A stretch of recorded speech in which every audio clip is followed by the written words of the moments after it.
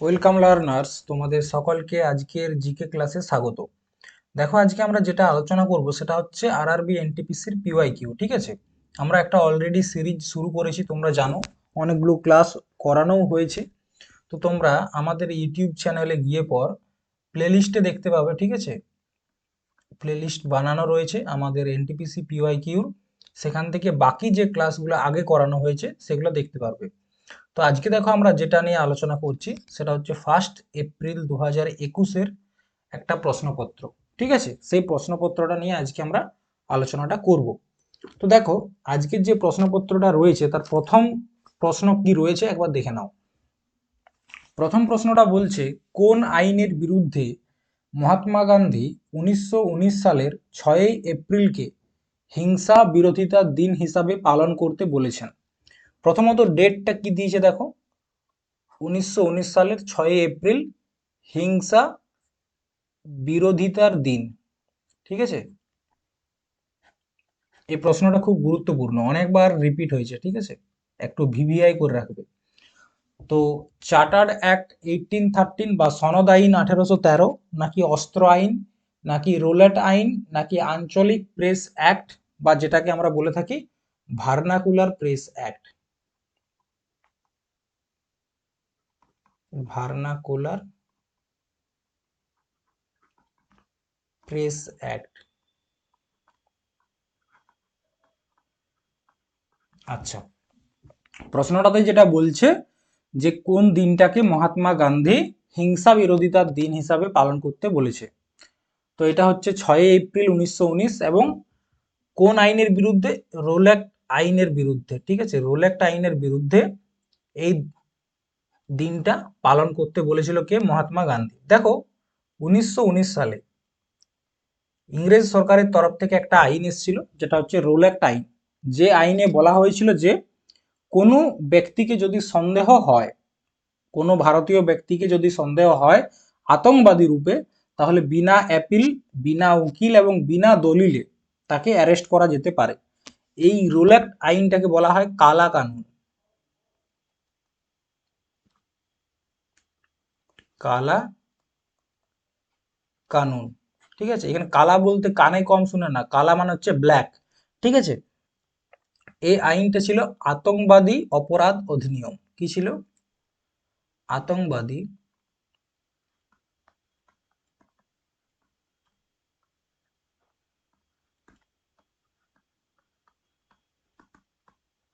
অপরাধ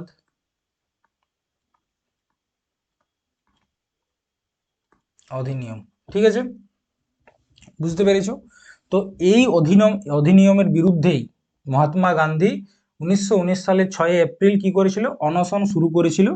এবং তার কারণে সেই দিনটাকে হিংসা বিরোধিতার দিন হিসাবে পালন করতে বলেছিল। ঠিক আছে, এরপর দেখো চার্টার্ড অ্যাক্ট 1813, 1813 যে চার্টার্ড অ্যাক্ট বা যেটাকে এখানে বলা হয়েছে সনদ আইন, সেটা নিয়ে কয়েকটা তথ্য তোমরা দেখে নাও। দেখো, ভারতে যে সমস্ত চার্টার্ড অ্যাক্ট এসছে কোনো একটাই কিন্তু শিক্ষাকে নিয়ে কোনো আলোচনা হয়নি, কিন্তু 1813 যে চার্টার্ড অ্যাক্ট, এটা একমাত্র অধিনিয়ম যেখানে পড়াশোনার জন্য, শিক্ষার জন্য, ঠিক আছে, একটা বাজেট পেশ করা হয়েছিল। ঠিক আছে, তো শিক্ষার জন্য বাজেটে 1 লক্ষ টাকা এখানে ধার্য করা হয়েছিল। কত টাকা? 1 লাখ। 1 লক্ষ টাকা ধার্য করা হয়। আচ্ছা, তোমরা জানো যে ভারতে ব্যবসা করার ক্ষেত্রে ইংরেজদের একটা কোম্পানি ছিল, ইস্ট ইন্ডিয়া কোম্পানি। তাদের কাছেই সমস্ত ব্যবসার একাধিকার ছিল। একাধিকার বলতে কি, তারাই সব ব্যবসা করতে পারবে, এরকম একটা তাদের চল ছিল। কিন্তু 1813 খ্রিস্টাব্দে কি বলা হয় যে চা এবং চীন, চা এবং চীন এই দুটো পদার্থ বাদ দিয়ে, ব্যতীত, ট্রেড মনোপলি কি হয়ে যায়? সমাপ্ত হয়ে যায়। কাদের? East India Company. ঠিক আছে, মানে 1813 সালে শুধুমাত্র চা এবং চীন এই দুটা পদার্থের ব্যবসাতেই ইস্ট ইন্ডিয়া কোম্পানির একাধিকার ছিল, শুধুমাত্র তারাই করতো। বাকি যে কোনো ধরনের ব্যবসা ইংরেজদের অর্থাৎ ইংল্যান্ডের যে কোনো কোম্পানি এসে পরে করতে পারে 1813 সালে, এটা বলা হয়েছিল। এবং আরো একটা ঘটনা এখানে ঘটেছিল, সেটা হচ্ছে খ্রিস্টান যে মিশনারি রয়েছে, খ্রিস্টান মিশনারিরা কি করে, তাদের যে ধর্ম সেটা প্রচার করার অনুমতি পায়, ধর্ম প্রচার করার অনুমতি পায় 1813 সনদ আইনে। দেখো এই যে সময়কালটা, এই সময় কি হয়েছে, ভারতে প্রচুর পরিমাণে মানুষ মানে খাবার খেতে পাচ্ছে না, এরকম অবস্থায় রয়েছে। তখন এই খ্রিস্টান মিশনারিরা কি করেছে, তারা এসেছে, যারা খেতে পাচ্ছে না তাদেরকে খাবার দিচ্ছে, যারা সম্মান পাচ্ছে না তাদেরকে সম্মান দিচ্ছে, যাদের পড়াশোনা দরকার তাদেরকে শিক্ষার ব্যবস্থা করে দিচ্ছে। তো যার ফলে বিভিন্ন মানুষ তাদের যে ধর্ম সেই ধর্মের দিকে ঝুঁকে যাচ্ছিল এবং তারা এটার ফায়দা লুটেছে এবং কি করেছে, তাদের যে ধর্ম মানে ধর্ম রূপান্তর করার যে পদ্ধতি সেটা তারা চালু করেছিল 1813 সনদ আইনের পর। ঠিক আছে, এরপর vernacular press act. Vernacular press act কি, ভার্নাকুলার প্রেস অ্যাক্ট হচ্ছে একটা অধিনিয়ম বা একটা আইন, ঠিক আছে, যেটা এনেছিল তোমার লর্ড লিটন। কে এনেছিল,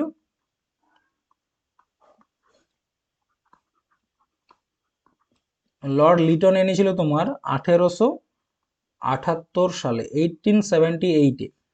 এই প্রেস অ্যাক্টের মাধ্যমে কি বলা হয়েছিল, বলা হয়েছিল যে ভারতীয় যতগুলো প্রেস আছে, ঠিক আছে, ইন্ডিয়ান প্রেস যেগুলো রয়েছে সংবাদ মাধ্যম, তারা যদি কোনো ইংরেজ কর্মচারীর বিরুদ্ধে বা ইংরেজ সরকারের বিরুদ্ধে কোনো রকম কোনো আর্টিকেল লেখে, সেক্ষেত্রে তাদেরকে ইংরেজদের কাছ থেকে পারমিশন নিতে হবে।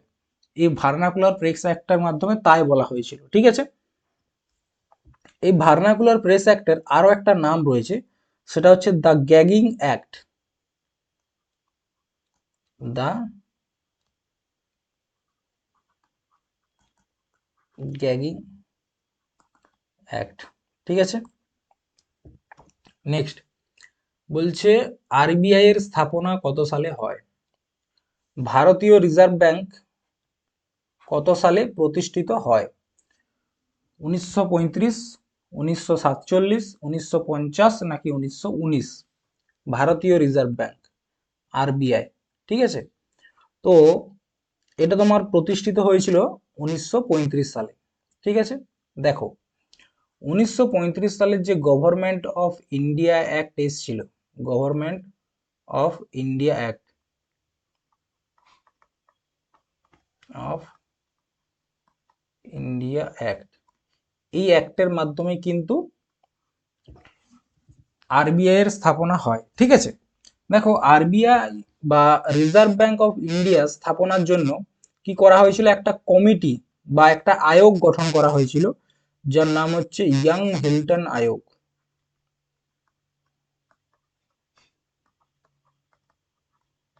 বা এটাকে বলা হয় শাহী আয়োগ।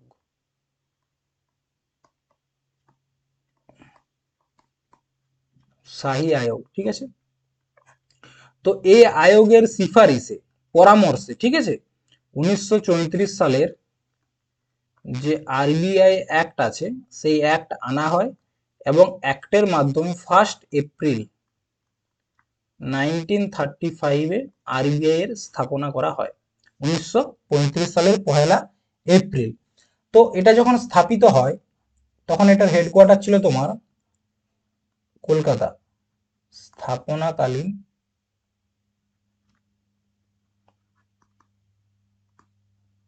স্থাপনাকালীন হেডকোয়ার্টার হচ্ছে কলকাতা,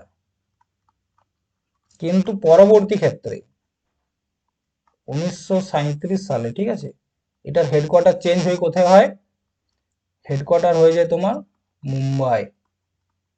তাহলে এটার বর্তমান হেডকোয়ার্টার কোথায় রয়েছে, মুম্বাইতে এটার বর্তমান হেডকোয়ার্টার রয়েছে।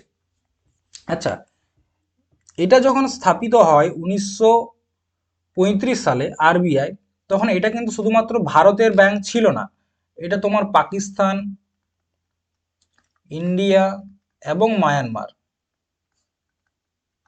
মায়ানমার এই তিনটা দেশেরই সেন্ট্রাল ব্যাংক হিসাবে কাজ করেছিল আরবিআই। কিন্তু পরবর্তী ক্ষেত্রে 1947-এর পর এটা শুধুমাত্র ইন্ডিয়ার বা ভারতের কেন্দ্রীয় ব্যাংক হিসাবে কাজ করে। ঠিক আছে, আচ্ছা, আর একটা প্রশ্ন তোমরা এসএসসিতে দেখতে পাবে, সেটা হচ্ছে যে আরবিআই এর স্থাপনার সময় কত টাকা তাদের পুঁজি ছিল, পুঁজি, ঠিক আছে, সেটা হচ্ছে তোমার 5 কোটি টাকা। বোঝা গেছে? 5 কোটি টাকা পুঁজি ছিল। আচ্ছা, ভারতের জানো তোমাদের সব ব্যাংকগুলোর রাষ্ট্রীয়করণ হয়েছে। তো আরবিআই এর রাষ্ট্রীয়করণ কবে হয়েছিল? এটা হচ্ছে তোমার 1 জানুয়ারি 1949, এই ডেটে এটার রাষ্ট্রীয়করণ হয়। এরপর জানো, যেমন প্রত্যেকটা ব্যাংকের একজন করে চেয়ারম্যান থাকে, ঠিক সেরকম ভাবে আরবিআই এর থাকে গভর্নর। আরবিআই এর হচ্ছে গভর্নর। তো যদি প্রশ্ন আসে যে আরবিআই এর প্রথম গভর্নর কে ছিল, তার নাম হচ্ছে ওসমান স্মিথ। ঠিক আছে? যদি বলা হয় প্রথম ভারতীয় কে, তার নাম হচ্ছে সিডি দেশমুখ।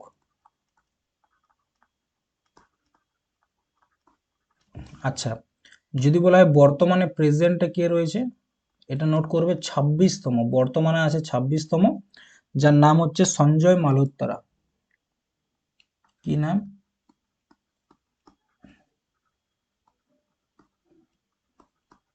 সঞ্জয় মালহোত্রা। ঠিক আছে, চলো নেক্সট দেখো কি রয়েছে। বিশ্বের প্রথম ইলেকট্রনিক ডিজিটাল কম্পিউটার, তার নাম কি? প্রথম যে ইলেকট্রনিক ডিজিটাল কম্পিউটার রয়েছে সেটার নাম কি? পরম বা PARAM, বা প্রোলগ PROLOG, নাকি ইউনিভ্যাক UNIVAC, নাকি এনিয়াক ENIAC? তো দেখো, প্রথম যে ডিজিটাল ইলেকট্রনিক ডিজিটাল, ঠিক আছে, প্রথম ডিজিটাল নয়, প্রথম ইলেকট্রনিক ডিজিটাল কম্পিউটার, তো সেটার নাম রাখা হয়েছিল ইনেক। যার সম্পূর্ণ নাম যদি তোমরা বার করতে চাও তাহলে হচ্ছে the electronic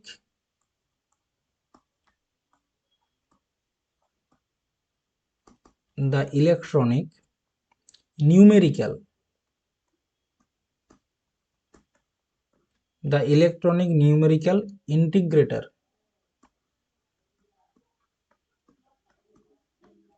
integrator and computer. ঠিক আছে? আচ্ছা, প্রশ্ন তো আসতেই পারে, এটাকে আবিষ্কার করেছিল কে? ফাউন্ডার। তো এটাকে আবিষ্কার করেছিল, তার নাম হচ্ছে জন উইলিয়াম মাউচলে।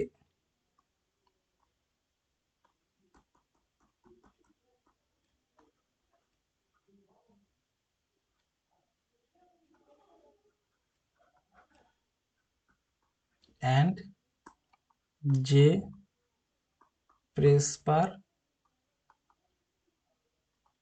একরেট। কত সালে করেছিল? 1943-তে। ঠিক আছে? আচ্ছা, যদি বলা হয় কম্পিউটারের জনক কাকে বলা হয়, সেটা হচ্ছে চার্লস ব্যাবেজ। ঠিক আছে, কম্পিউটারের জনক ইনি হচ্ছেন চার্লস ব্যাবেজ। যদি বলা হয় থিওরিটিক্যাল কম্পিউটারের জনক, তার নাম হচ্ছে অ্যালেন টিউরিং। বোঝা গেছে? আচ্ছা, নেক্সট দেখো কি রয়েছে। কোন হরমোন শরীরের রক্তে শর্করার মাত্রা, গ্লুকোজ মাত্রাটা নিয়ন্ত্রণ করে? আমাদের শরীরে যে রক্তের মধ্যে শর্করা পাওয়া যায়, যেটাকে আমরা বলি ব্লাড সুগার, সেটাকে নিয়ন্ত্রণ করে কে? টেস্টোস্টেরন, ইনসুলিন, থাইরয়েড, নাকি অ্যাড্রিনাল? দেখো, অপশনটা দেখে আশা করি বুঝতে পেরেছো, এটা হচ্ছে ইনসুলিন।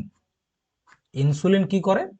আমাদের যে থাইরয়েড, সরি, আমাদের যে ব্লাড সুগার রয়েছে সেটাকে কন্ট্রোল করে।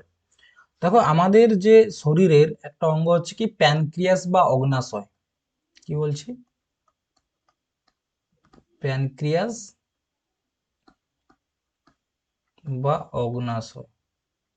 ঠিক আছে? তো এই যে প্যানক্রিয়াস বা অগ্নাশয়, এটা দেখতে অনেকটা নৌকার মতো। ঠিক আছে? এরকম ভিতরে কয়েকটা দানা দানা দানা দানা থাকে। তো এই যে দানাটা দেখতে পাচ্ছ, এটাকে বলা হচ্ছে ল্যাঙ্গার হ্যান্স দ্বীপ।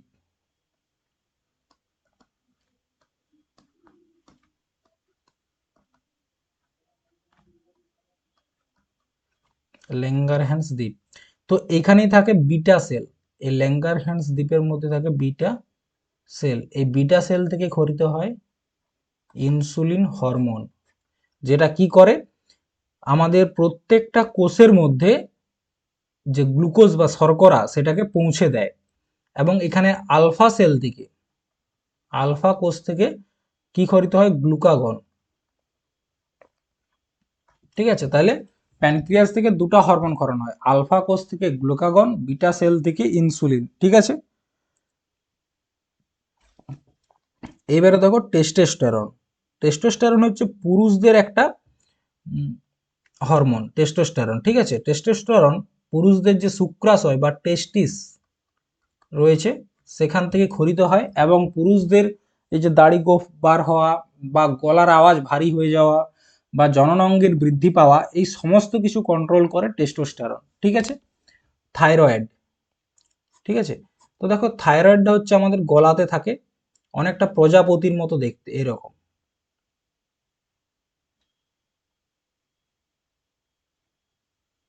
অনেকটা এরকম দেখতে থাইরয়েড। তো এখান থেকে একটা হরমোন ক্ষরিত হয়, সেটাকে বলা হচ্ছে থাইরক্সিন হরমোন। থাইরক্সিন হরমোন ক্ষরণ হয়, যা আমাদের দেহের হার্ট রেট এবং তার সাথে মেটাবলিজমটাকে কন্ট্রোল করে। মেটাবলিজম কি দেখবে বলে, কিছু কিছু মানুষের থাইরয়েডের জন্য কেউ পাতলা হয়ে যাচ্ছে, কেউ বা রোগা মানে মোটা হয়ে যাচ্ছে, কেউ রোগা বা মোটা। তো থাইরয়েড সেটাই করে, আমাদের দেহকে অতিরিক্ত বৃদ্ধিও করে দেয়, মানে অতিরিক্ত মোটা করে দেয়, অনেক অতিরিক্ত পাতলা করে দেয়, বা আমাদের শরীরটাকে ব্যালেন্স রাখা, না পাতলা না মোটা, একটা ন্যাচারাল যে বডি শেপ দেওয়া, সেক্ষেত্রেও কিন্তু থাইরয়েড কাজ করে। আরেকটা হচ্ছে অ্যাড্রেনালিন। ঠিক আছে, অ্যাড্রেনালিনটা হচ্ছে অ্যাড্রিনাল গ্রন্থি থেকে ক্ষরিত হয়।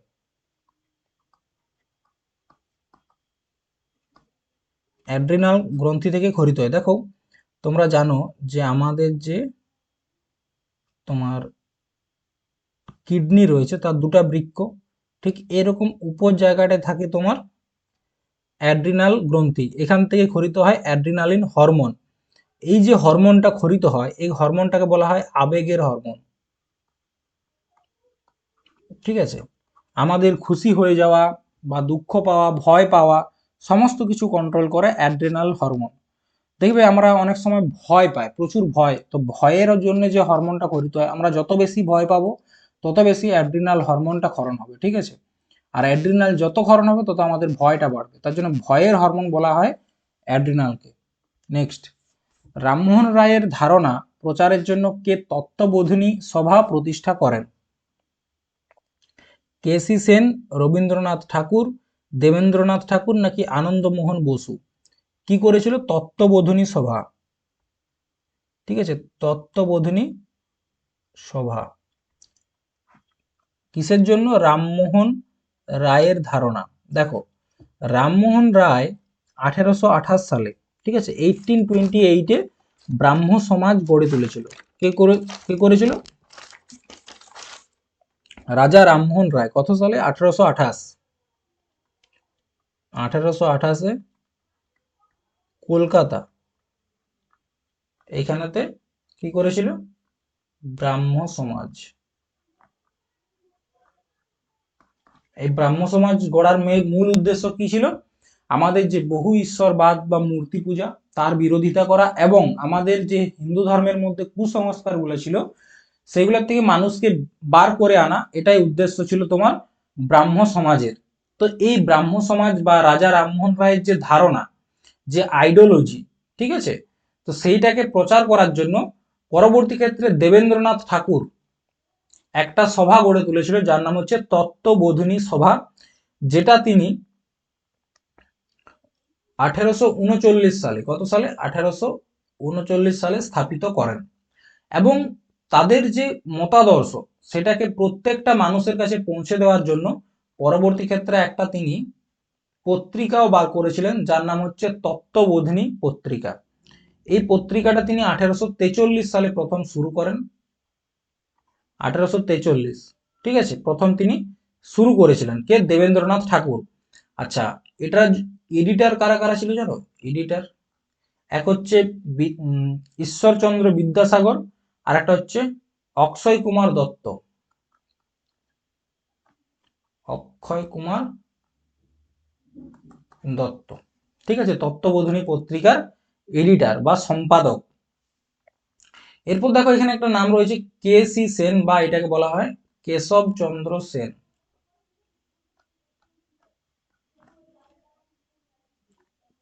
কেশব চন্দ্র সেন, তো তিনি ভারতীয় ব্রাহ্ম সমাজ গড়ে তুলেছিলেন। ভারতীয় ব্রাহ্ম সমাজ গড়ে তুলেছিলেন।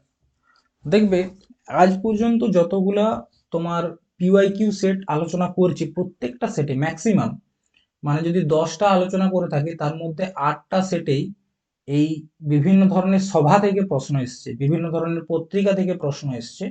তো সেক্ষেত্রে এই টপিকটা কিন্তু এনটিপিসি পরীক্ষার জন্য অবশ্যই খুব গুরুত্বপূর্ণ হবে, ঠিক আছে। নেক্সট হচ্ছে ধোঁয়াধার জলপ্রপাত কোন নদীর সাথে যুক্ত? বরাহি, মহানদী, নর্মদা নাকি কাবেরী? ধোঁয়াধার জলপ্রপাত কোথায় অবস্থিত? এটা হচ্ছে তোমার মধ্যপ্রদেশের।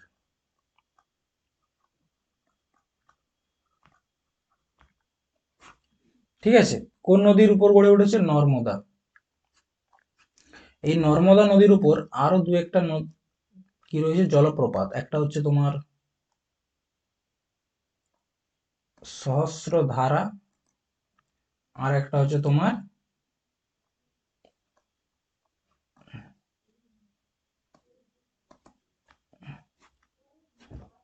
কপিলধারা। বুঝতে পারছো? এই দুটা আরো জলপ্রপাত নর্মদা নদীর উপরেই রয়েছে, এবং এইগুলো হচ্ছে তোমার কোথায় রয়েছে? মধ্যপ্রদেশে। এই দুটা হচ্ছে মধ্যপ্রদেশে অবস্থিত।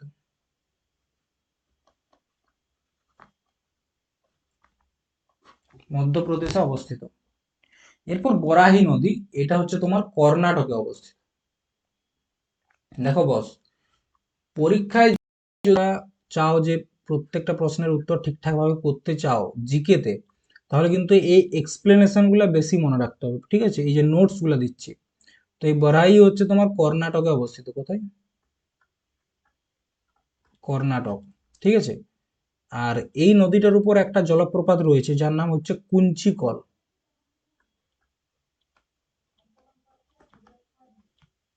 কুঞ্চিকল জলপ্রপাত হচ্ছে বরাহি নদীর উপর রয়েছে, এবং এটা হচ্ছে ভারতের সব থেকে উঁচু, ভারতের সব থেকে উঁচু জলপ্রপাত, যার উচ্চতা হচ্ছে 455 মিটার, ঠিক আছে। মহানদীর উপর সেরকম কোনো জলপ্রপাত নেই, কিন্তু কাবেরী নদীর উপর রয়েছে, সেটা হচ্ছে শিব সমুদ্রম জলপ্রপাত।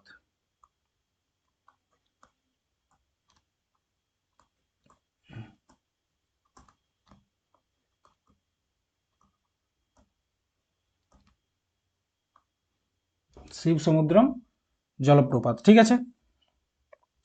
আরেকটা প্রশ্ন আছে, সেটা হচ্ছে দুধসাগর জলপ্রপাত।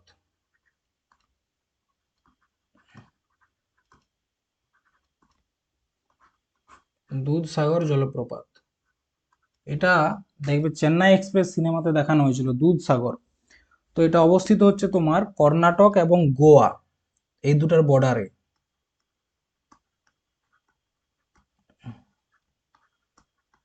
কর্ণাটক এবং গোয়ার বর্ডার। এবং যদি বলা হয় কোন নদী, সেটা হচ্ছে মান্ডবী।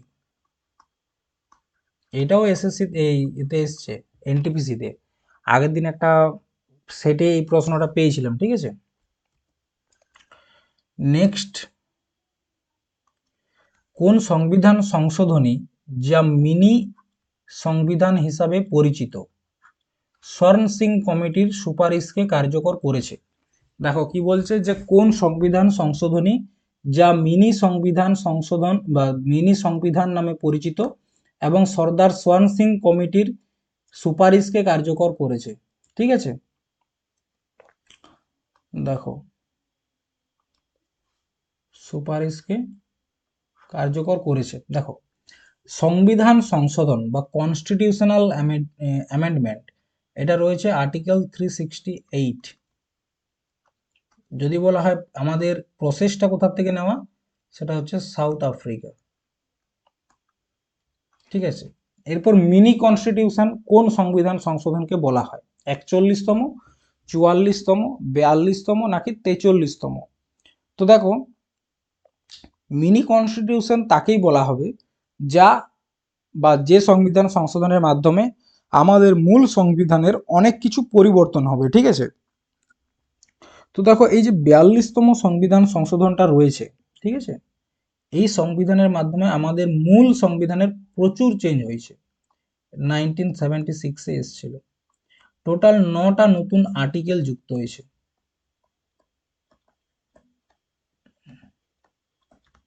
9টি আর্টিকেল যুক্ত হয়েছে। 9টা কি কি দেখে নাও একবার। দেখো, একটা হচ্ছে আমাদের সংবিধানের ভাগ 4A, এটা কিন্তু মূল সংবিধানে ছিল না, যেটা হচ্ছে ফান্ডামেন্টাল ডিউটি। এইটা যুক্ত হয়েছে, তোমরা জানো, article number 51A। Fundamental duty যুক্ত হয়েছে, যেটা নেওয়া হয়েছে ইউএসএসআর বা রাশিয়ার সংবিধান থেকে। ঠিক আছে, ফান্ডামেন্টাল ডিউটি। আর কি যুক্ত হয়েছে? আরো একটা ভাগ যুক্ত হয়েছে, ভাগ 14A। এখানে দুটো আর্টিকেল রয়েছে, একটা হচ্ছে আর্টিকেল 323A, একটা হচ্ছে আর্টিকেল 323B। ঠিক আছে, এই দুটো যুক্ত হয়েছে। এই দুটোকে বলা হচ্ছে ট্রিব্যুনাল। এই দুটো হচ্ছে ট্রিব্যুনাল। ঠিক আছে, তাছাড়া আর কি হয়েছে? তাছাড়া আর্টিকেল 39A যুক্ত হয়েছে, আমাদের ভাগ 4-এর আর্টিকেল 39A, যেখানে বলা হচ্ছে ফ্রি লিগাল এড, বিনামূল্যে আইনি যে সহায়তা সেটা দেওয়া হয় আর্টিকেল 39-এর এর মাধ্যমে। তাছাড়া আরও একটা জিনিস সবচেয়ে গুরুত্বপূর্ণ যেটা হয়েছে, সেটা হচ্ছে আমাদের যে প্রস্তাবনাতে এখনো পর্যন্ত একবারই সংবিধান সংশোধন হয়েছে, সেটা হচ্ছে 42তম সংবিধান সংশোধন। এখানে 3টা শব্দ যুক্ত করা হয়েছিল, একটা হচ্ছে সমাজবাদ,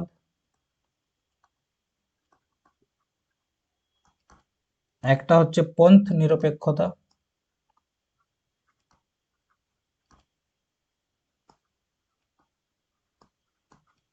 আর একটা হচ্ছে অখণ্ডতা। ঠিক আছে, এই 3টা শব্দ আমাদের সংবিধানে যুক্ত করা হয়েছে। তো দেখতে পাচ্ছ একটা সংবিধান সংশোধনের মাধ্যমে কত কিছু পরিবর্তন করা হয়েছে। তার কারণেই 42তম সংবিধান সংশোধনটাকে বলা হচ্ছে তোমার মিনি কনস্টিটিউশন। ঠিক আছে, মিনি কনস্টিটিউশন। আচ্ছা, তোমরা এরপর বলতে পারবে সন সিং কমিটি সুপারিশকে কিভাবে কার্যকর করেছে? দেখো, ফান্ডামেন্টাল ডিউটি যেটা ভাগ 4A তে রয়েছে, এই ফান্ডামেন্টাল ডিউটি যুক্ত করার জন্য একটা কমিটির পরামর্শ নেওয়া হয়েছিল, যার নাম হচ্ছে সর্দার সোয়ান সিং কমিটি। ঠিক আছে, আচ্ছা, এখানে আরো একটা সংবিধান সংশোধন খুব গুরুত্বপূর্ণ, সেটা হচ্ছে তোমার 44তম সংবিধান সংশোধন, যেটা হয়েছিল 1978 সালে। ঠিক আছে, এইখানে যে বিষয়টা সব থেকে বেশি গুরুত্বপূর্ণ সেটা হচ্ছে আর্টিকেল 352,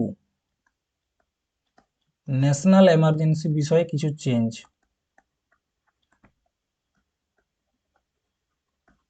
এখানে কি চেঞ্জ হয়েছিল? দেখো, মূল সংবিধানে বলা হয়েছিল রাষ্ট্রীয় আপাত তখনই লাগানো হবে যখন কোনো দেশ আমাদের দেশের উপর অর্থাৎ ভারতের উপর আক্রমণ করবে, বা আমরা যদি কোনো দেশের সাথে যুদ্ধ করি, বা আমাদের দেশের ভিতর কোনো রকম আন্তরিক অশান্তি যদি দেখা দেয়, তাহলে কিন্তু রাষ্ট্রপতি ন্যাশনাল এমার্জেন্সি লাগু করতে পারে।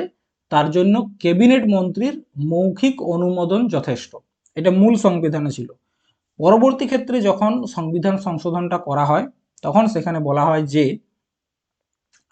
রাষ্ট্রীয় আপাত লাগাতে গেলে 3টা জিনিস প্রয়োজন। এক, হয় আমরা অন্য কোনো দেশের সাথে যুদ্ধ করছি, বা অন্য কোনো দেশ আমাদের উপর অ্যাটাক করেছে, বা যদি আমাদের দেশের ভিতর আন্তরিক অশান্তি না আন্তরিক অশান্তির পরিবর্তে তোমার সশস্ত্র বিদ্রোহ দেখা দেয়। সশস্ত্র বিদ্রোহ বলতে কি, ধরো কোথাও দাঙ্গা হচ্ছে, বোম পড়ছে, গুলি চলছে, ঠিক আছে, এই ধরনের যদি কোনো বিদ্রোহ দেখা দেয়, তখন ক্যাবিনেট মন্ত্রীর লিখিত অনুমোদন, এটা গুরুত্ব মনে রাখবে, ঠিক আছে, ক্যাবিনেট মন্ত্রীর লিখিত অনুমোদন পাওয়ার পর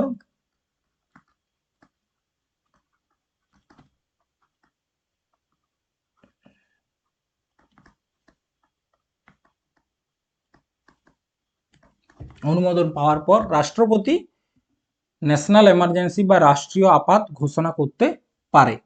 আরেকটা জিনিস এখানে কি হয়েছে, আমাদের যে সম্পত্তির অধিকার, সেটা আগে কি ছিল, আমাদের মৌলিক অধিকার। তার মানে কি, মৌলিক অধিকারটা আমাদের কাছ থেকে কেউ কেড়ে নিতে পারে না, ঠিক আছে, সরকারও নিতে পারে না। কিন্তু 44তম সংবিধান সংশোধনের মাধ্যমে আমাদের আর্টিকেল 19-এ থাকা সম্পত্তির অধিকারটাকে আর্টিকেল 300 A-তে যুক্ত করে দেওয়া হয়, যার ফলে এইটা হয়ে যায় আমাদের আইনি অধিকার।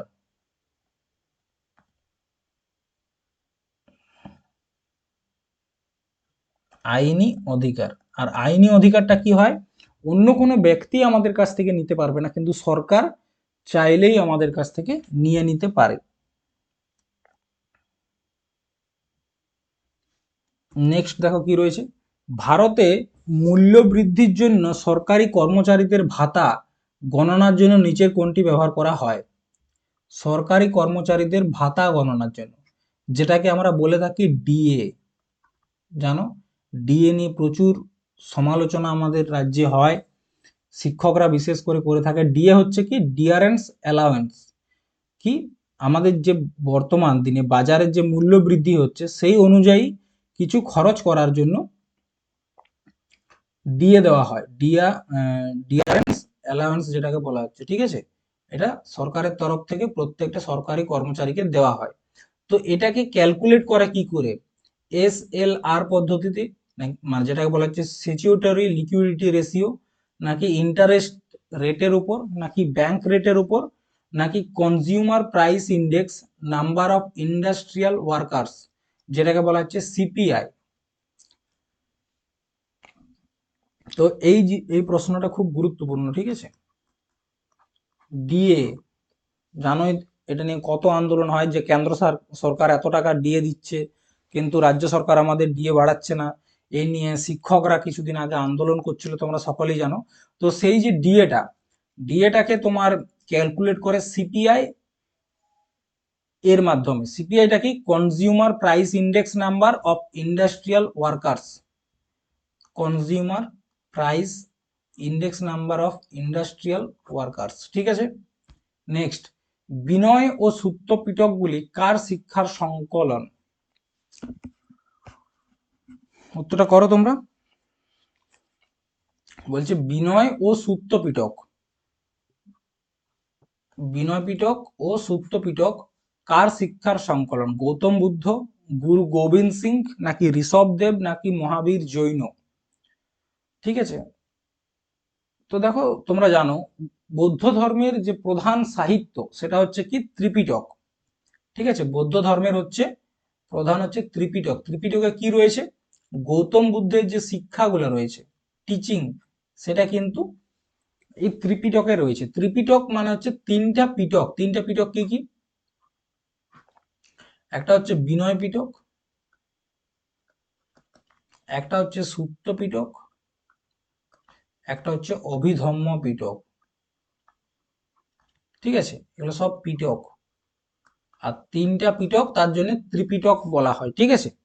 তো দেখো এই যে বিনয় পিটক এবং সূত্র পিটক, এই দুটো বই কখন লেখা হয়েছিল জানো? এটা লেখা হয়েছিল প্রথম বৌদ্ধ সংগীতির সময়, ফার্স্ট বুদ্ধিস্ট কাউন্সিলের সময়। প্রথম যে বৌদ্ধ সংগীতি হয়েছিল তোমার 483 BC-তে, ঠিক আছে, যেটা হয়েছিল তোমার রাজগৃহতে। তো সেই বৌদ্ধ সংহিতির সময় বিনয় পিটক এবং সূত্র পিটক এটাকে লেখা হয়, এবং প্রথম বুদ্ধিস্ট কাউন্সিলের সময় সেখানকার কি বলবো, পরিচালক হিসাবে কাজ করেছে কি আজাদ শত্রু। আজাদ শত্রুর সময় প্রথম বৌদ্ধ সংগীতি হয়।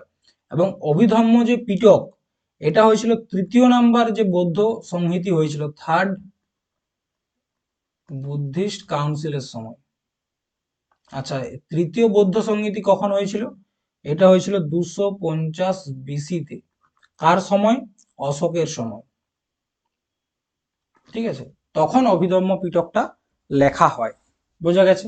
আচ্ছা, গুরু গোবিন্দ সিংকে, গুরু গোবিন্দ সিং হচ্ছে শিখ ধর্মের, তোমরা জানো 10 জন গুরু রয়েছে। তার মধ্যে গুরু নানক দেব প্রথম, এবং তাদের যে দশম গুরু সেটা হচ্ছে গুরু গোবিন্দ সিং। ঠিক আছে। আচ্ছা, ঋষভ দেবকে, এটা হয়ে গেল ঋষভ দেব। ঋষভ দেব হচ্ছে তোমরা জানো জৈন ধর্মে, ঠিক আছে, আমাদের যেমন হিন্দু ধর্মে বিভিন্ন অবতার রয়েছে ভগবান শ্রীকৃষ্ণের, ঠিক সেরকম ভাবে জৈন ধর্মে রয়েছে তীর্থঙ্কর। তো টোটাল যে তীর্থঙ্কর রয়েছে তাদের মধ্যে প্রথম তীর্থঙ্কর হচ্ছে ঋষভ দেব। ঠিক আছে। এবং সর্বশেষ তীর্থঙ্কর হচ্ছে মহাবীর স্বামী। ঠিক আছে। নেক্সট, বোধিসত্ত্বের ধারণাটি কার সাথে যুক্ত? বোধিসত্ত্বের ধারণা জৈন ধর্ম, শিখ ধর্ম, মহায়ান বৌদ্ধ ধর্ম নাকি হিনয়ান? তো বোধিসত্ত্বের যে ধারণা সেটা হচ্ছে মহায়ান যে বৌদ্ধ ধর্ম রয়েছে, বৌদ্ধ ধর্মের তোমরা জানো দুটা ভাগ, একটা হচ্ছে মহায়ান, একটা হচ্ছে হিনয়ান। ঠিক আছে। বলছে ভারতের নিম্নলিখিত বন্দরগুলির মধ্যে কোনটিকে দীনদয়াল বন্দর হিসাবে নতুন নামকরণ করা হয়েছে? কি নামে? দীনদয়াল বন্দর। টিউটিকোরিন, মুরমুগাঁও, কোচিন নাকি কান্ডালা? দীনদয়াল উপাধ্যায় যে বন্দর, কোনটাকে করা হয়েছে বলে দিচ্ছে। এর নাম পরিবর্তনটা করা হয়েছে 2017 সালে। কত সালে করা হয়েছে? 2017 সালে। আচ্ছা, কোনটাকে করা হয়েছে পরিবর্তন করে? কান্ডালা বলে যে বন্দরটি রয়েছিল তার নাম পরিবর্তন করে দীনদয়াল বন্দর করা হয়েছে। এটা কোথায় অবস্থিত? গুজরাটে। গুজরাট। দেখো, ভারতের যে বন্দর, বন্দরের ক্ষেত্রে দুটা বন্দর খুব গুরুত্বপূর্ণ। একটা হচ্ছে কলকাতার হলদিয়া বন্দর, কলকাতা, আর একটা হচ্ছে মুম্বাই। দেখো, কলকাতার যে হলদিয়া বন্দর রয়েছে এটা হচ্ছে ভারতের সব থেকে প্রাচীনতম বন্দর, এবং এটা একটা নদীর উপর গড়ে উঠেছে, সেটা হচ্ছে কি হুগলি নদী। ঠিক আছে। মুম্বাই হচ্ছে সেকেন্ড ওল্ডেস্ট, দ্বিতীয় প্রাচীন। ঠিক আছে, মুম্বাই হচ্ছে সেকেন্ড ওল্ডেস্ট বন্দর হচ্ছে মুম্বাই, এবং সব থেকে ব্যস্ততম, বিজিয়েস্ট, ব্যস্ততম বন্দর হচ্ছে তোমার মুম্বাই। ঠিক আছে। যদি বলা হয় কোন বন্দরের নিজস্ব রেলপথ ও সড়ক পথ রয়েছে, সেটা হচ্ছে পারাদ্বীপ। পারাদ্বীপ হচ্ছে তোমার উড়িষ্যাতে অবস্থিত। এই পারাদ্বীপের নিজস্ব কি রয়েছে? রেলপথ এবং সড়ক পথ দুটাই রয়েছে। ঠিক আছে। নেক্সট, একটি সংস্থা এবং এর সদর দপ্তরের সঠিক মিলের বিকল্পটি নির্বাচন করো। মানে নিচে টোটাল 4টা সংস্থার নাম দেওয়া হয়েছে, তার মধ্যে কোন সংস্থাটির হেডকোয়ার্টার সঠিক দেওয়া আছে সেটা আমাদেরকে খুঁজে বার করতে হবে। তো আমরা এর জন্য কি করব? প্রত্যেকটা সংস্থারই হেডকোয়ার্টারগুলো আমরা দেখব। প্রথমে দেখব ইন্টারপোল। ইন্টারপোল, ঠিক আছে। তো ইন্টারপোল এটা স্থাপিত হয়েছিল কবে জানো? 7ই সেপ্টেম্বর 1923। 7 সেপ্টেম্বর 1923-এ ইন্টারপোলের গঠন হয়, এবং এটার যে হেডকোয়ার্টার সেটা হচ্ছে তোমার ফ্রান্সে। ফ্রান্সের যদি বলা হয় কোথায়, সেটা হচ্ছে লিয়েন্স। লিয়েন্স, তার মানে এটা উত্তর নয়। তারপর হচ্ছে WHO, world health organization. World health organization. এটা স্থাপিত হয়েছিল 7 এপ্রিল 1948 সালে। এটার হেডকোয়ার্টার হচ্ছে জেনিভা, সুইজারল্যান্ড।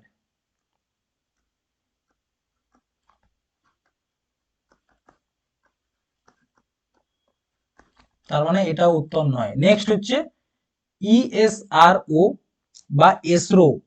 এটার সম্পূর্ণ নাম হচ্ছে ইউরোপিয়ান স্পেস রিসার্চ অর্গানাইজেশন। ঠিক আছে, এটা স্থাপিত হয়েছিল 1964 সালে, 1964-এ। এটার হেডকোয়ার্টার হচ্ছে প্যারিসে। প্যারিসটা কোথায়? ফ্রান্স। তার মানে এটা উত্তর নয়। তাহলে উত্তর কোনটা? এটা জিএটিটি। জিএটিটির সম্পূর্ণ নাম কি? এটা হচ্ছে জেনারেল এগ্রিমেন্ট,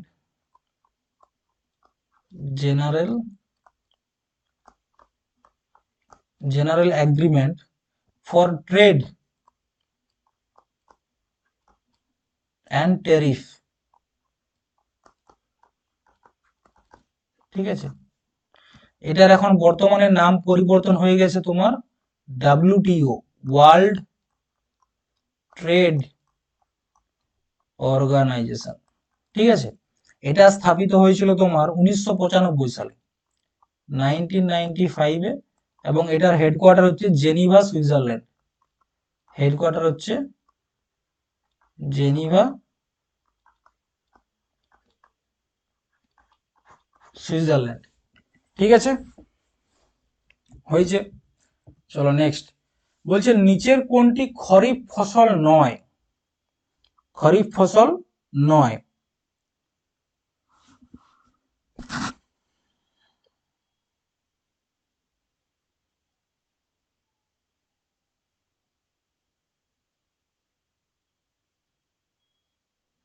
গম, জোয়ার, বাজরা নাকি ধান? দেখো, ঋতু অনুসারে ফসলকে 3 ভাগে ভাগ করা যায়। ঠিক আছে, যখন আমরা ঋতু অনুসারে দেখব, ঋতু অনুসারে ফসলকে আমরা 3 ভাগে ভাগ করব। কভাগে ভাগ করি? 3 ভাগে। একটাকে বলা হচ্ছে খরিফ ফসল, একটা হচ্ছে তোমার রবি শস্য, আর একটা হচ্ছে তোমার জাইদ। ঠিক আছে, ঋতু অনুসারে 3টে ভাগে ভাগ করা হয়। এক, এই যে খারিফ ফসল, এটা হচ্ছে বর্ষাকালীন। বর্ষাকালীন বলতে কি, বর্ষাকালে এই ধরনের যে ফসলগুলো হয়। রবি শস্য হচ্ছে শীতকালীন, আর জাইদ হচ্ছে তোমার গ্রীষ্মকালীন। এরপর বুঝতে পারবে, দেখো উত্তরটা। তাহলে বর্ষাকালে কোন কোন ধরনের ফসলগুলো হয়? একটা হচ্ছে আমন ধান,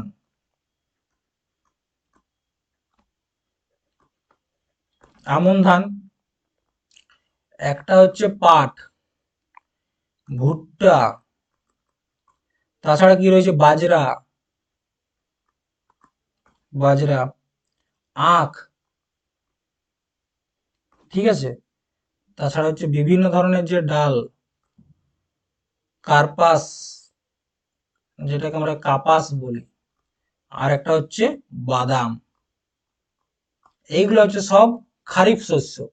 তাহলে দেখো কোনটা খারিফ শস্য নয়? জোয়ার খারিফ শস্য, বাজরা খারিফ শস্য, ধান, ধানটাও খারিফ শস্য, কিন্তু গমটা হচ্ছে খারিফ শস্য নয়।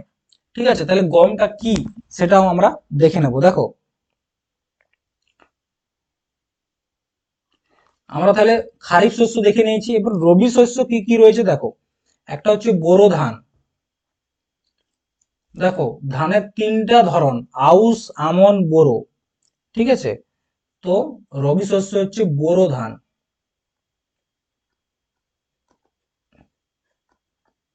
যেটা শীতকালে হয়। একটা হচ্ছে গম, একটা হচ্ছে জব, ছোলা, আলু, আর কি আছে?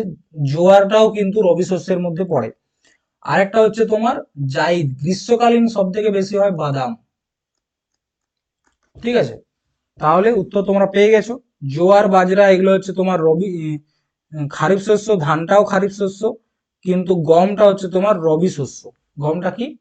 এটা হচ্ছে রবি শস্য। ঠিক আছে, নেক্সট বলছে কর্মসংস্থানের সুদ এবং অর্থের সাধারণ তত্ত্ব, বইটির লেখক কে? যা অর্থনীতির একটি পৃথক শাখা হিসাবে সামষ্টিক অর্থনীতির ভিত্তি স্থাপন করেছে।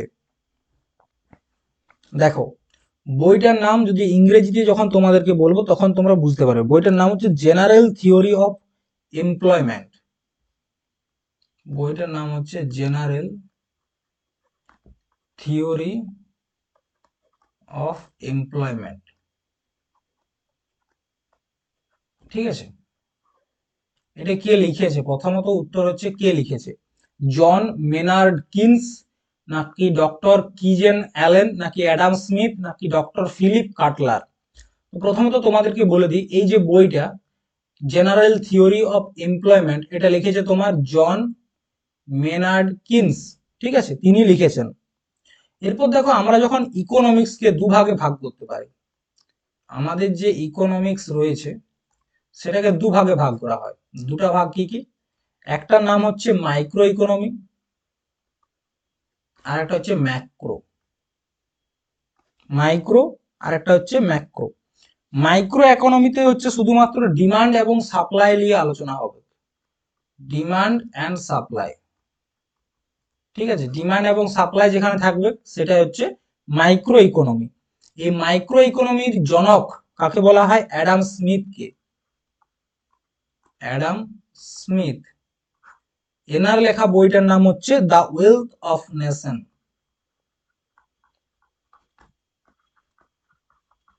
আচ্ছা, ঠিক আছে। আরেকটা হচ্ছে ম্যাক্রো ইকোনমি, যেখানে সম্পূর্ণ টাকা নিয়ে আলোচনা হয়। সম্পূর্ণ টাকা বলতে কি? একটা দেশের কত টাকা রোজগার, ন্যাশনাল ইনকাম, পার ক্যাপিটা ইনকাম, এমপ্লয়মেন্ট, এই সব কিছু নিয়ে যেখানে আলোচনা করা হয় সেটা হচ্ছে ম্যাক্রো ইকোনমি। এই ম্যাক্রো ইকোনমির জনক হচ্ছে তোমার কিনস, জন মেনার্ড কিনস। ঠিক আছে, এবং এনার লেখা বইটার নাম হচ্ছে the general theory of employment. Next, নিচের চারটি জোড়া রয়েছে, প্রতিটি একটি রাজ্য এবং একটি লোকনৃত্যের প্রতিনিধিত্ব করছে। রাজ্য এবং লোকনৃত্যের যে জোড়াটি ভুল সেটাকে চিহ্নিত করতে বলছে। কি বলেছে? প্রত্যেকটা রাজ্যের একটা করে ফোক ডান্স দেওয়া রয়েছে, কোন জোড়াটা ভুল সেটা আমাদেরকে খুঁজে বার করতে হবে। ঠিক আছে, ঠিক আছে, চলো করি। বলছে আসামের হচ্ছে বিহু, আসামের বিহু। ঠিক আছে, এটা কোনো অসুবিধা নেই, আসামের বিহু ঠিক। আসামের আরো যেমন রয়েছে বাগরুম্মা ডান্স, বাগরুম্মা ডান্স, এটাও আসামের। গুজরাটের হচ্ছে গরবা।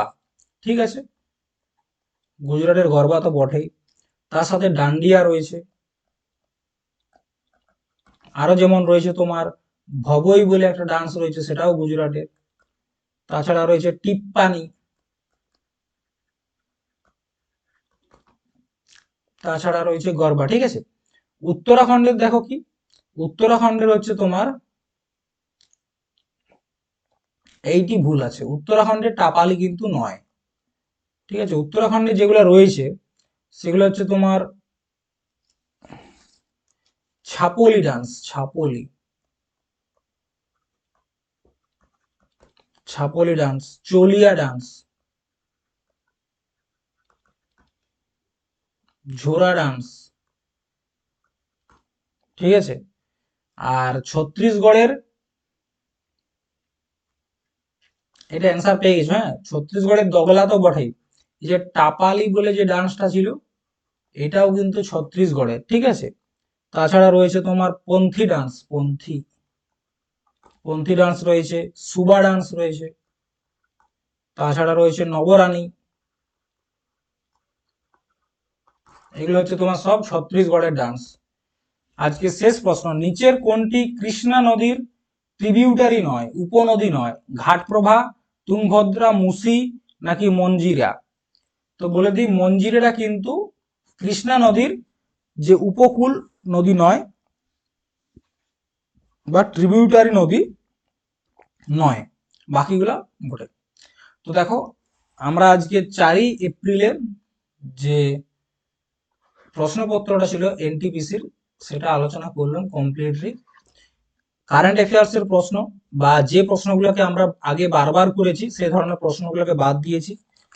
তো আমাদের এই যে সিরিজটা, এই সিরিজটা তোমরা যারা এনটিপিসির পরীক্ষা দিচ্ছ বা গ্রুপ ডি তাদের প্রত্যেকের জন্যই কাজে লাগবে। এবং পরীক্ষার আগের দিন পর্যন্ত, পরীক্ষা যেদিন ডেট অ্যানাউন্স করবে পরীক্ষার 15 দিন আগে এই সিরিজটা বন্ধ করে দেব। এবং তারপর তোমাদেরকে যেটা করব সেটা হচ্ছে কি কিছু সাজেশন দেব, ঠিক আছে? সাজেশন কোশ্চেন তোমাদেরকে করাবো, দেখবে সেখান থেকে কিন্তু কমন তোমরা পাচ্ছ। চলো আজ এই পর্যন্তই, থ্যাংক ইউ।